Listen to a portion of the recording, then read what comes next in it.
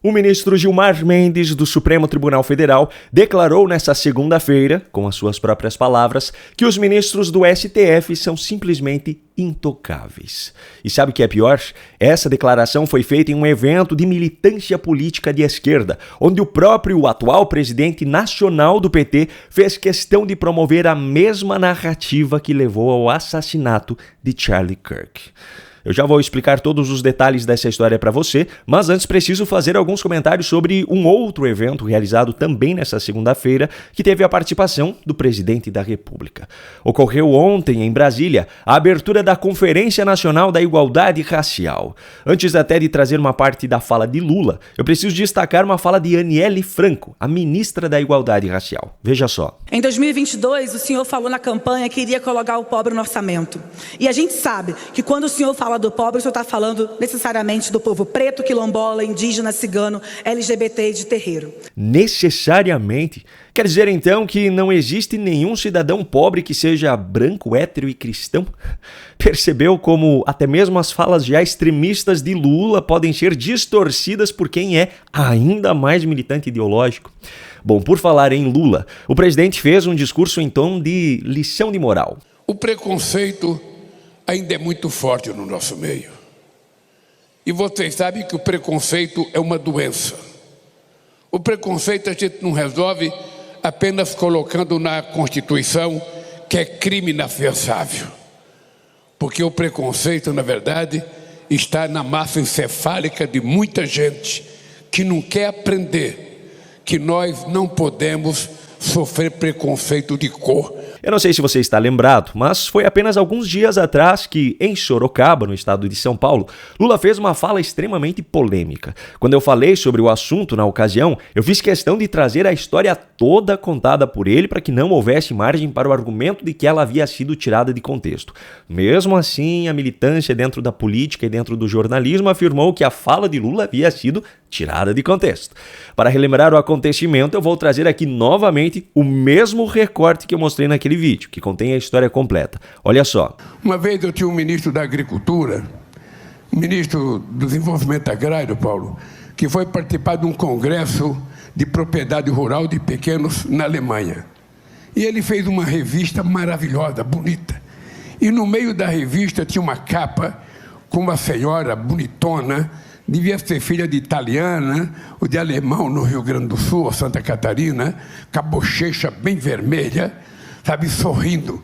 E de perto dela um monte de planta, de coisa que ela tinha colhido, alface, pepino, cenoura. E do lado dela, um senhor negro, alto, sorrindo, sem nenhum dente aqui na boca.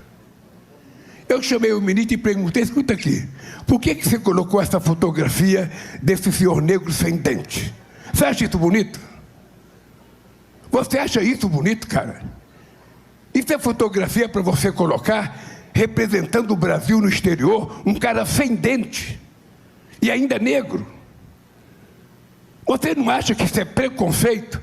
Eu lembrei do Joãozinho 30. Quem gosta de miséria é intelectual, pobre gosta de coisa boa. Eu falei para ele, você pode anular essa revista, joga essa página fora e faz uma foto de um cara com dente. Pode ser até que a intenção de Lula ao fazer essa fala fosse outra, mas foi isso que ele falou. E isso é indiscutível. E sabe o que é mais curioso? Nessa abertura da Conferência Nacional da Igualdade Racial, ninguém falou absolutamente nada sobre esse episódio, nem mesmo para defender o presidente. É como se simplesmente não tivesse existido. E ainda tem mais uma afirmação feita por Lula nesse mesmo evento que eu preciso destacar aqui. Eu quero terminar meu discurso dizendo para vocês, quando a Benedita da Silva entrou aqui para falar, eu vi alguém gritar senadora. Eu não sei o que vai acontecer com a Benedita da Silva, não sei o que ela quer ser, não sei se ela vai ser indicada, mas uma coisa eu vou dizer para vocês, se essa negona for senadora, é a mais bonita senadora desse país e a mais forte representação negra desse país. Já pensou se fosse qualquer outra pessoa usando esses termos? Eu imagino que você, assim como eu, também não veja preconceito nessa fala, mas a militância identitária vê. E essa mesma militância identitária que cancela qualquer pessoa por qualquer fala, fica em absoluto silêncio quando quem fala é Lula.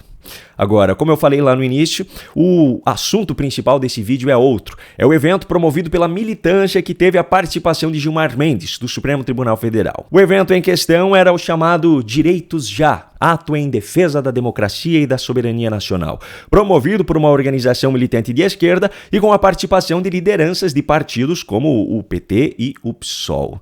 Só para que você tenha ideia do tom deste evento, Érica Hilton usou seu tempo de fala dessa forma. E nós estamos esperando, ansiosos para ver o Camburão baixar na porta e levar Bolsonaro para Papuda pela democracia. Pois é, foi deste evento que Gilmar Mendes, ministro da Suprema Corte desse país, fez questão de participar.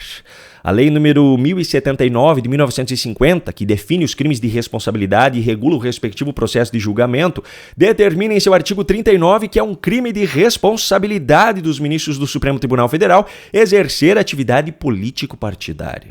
Eu não sei para você, mas para mim parece muito claro o fato de que a participação em um evento desse tom configura uma atividade político-partidária. Só que não sou eu quem decido isso, não é mesmo?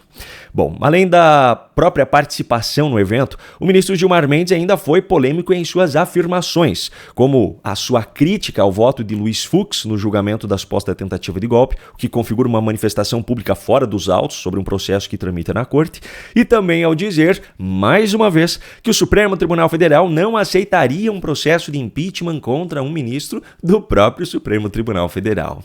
O argumento dele dessa vez foi o de que um processo de impeachment por conta de votos seria irregular. Só que isso simplesmente não existe na legislação e Gilmar sabe muito bem que os motivos para embasar esse tipo de processo contra ele, contra Alexandre de Moraes e alguns outros, vão muito além dos seus votos em julgamentos. Agora, o principal ponto que eu gostaria de destacar aqui sobre esse evento da militância ainda é outro. É Dinho Silva, que recentemente assumiu a presidência nacional do PT após ter vencido o pleito interno com apoio do próprio Lula, trouxe em seu discurso uma velha narrativa da esquerda perigosíssima, como foi comprovado na última semana. É evidente, e é só nós olharmos com atenção e não podemos ter receio na caracterização. O fascismo está em ascensão no mundo e o fascismo está em ascensão no Brasil. O Trump é o maior líder fascista do século XXI e nós não podemos ter o receio da caracterização. O uso de rótulos para desmoralizar adversários sempre foi uma das principais estratégias utilizadas pela esquerda. E o termo fascista talvez seja o mais popular deles. Se você pedir para qualquer um deles explicar o que foi o fascismo e de que forma um cidadão conservador de hoje pode ser associado a isso, eles não sabem explicar, mas insistem em usar esse termo mesmo assim. Como eu mostrei no vídeo de ontem, a probabilidade de que o assassino de Charlie Kirk tenha sido motivado por esse tipo de narrativa para cometer esse crime covarde é muito grande. Tyler, o assassino, foi criado por uma família honesta e conservadora. Segundo os próprios familiares, ele mudou drasticamente nos últimos 2 anos.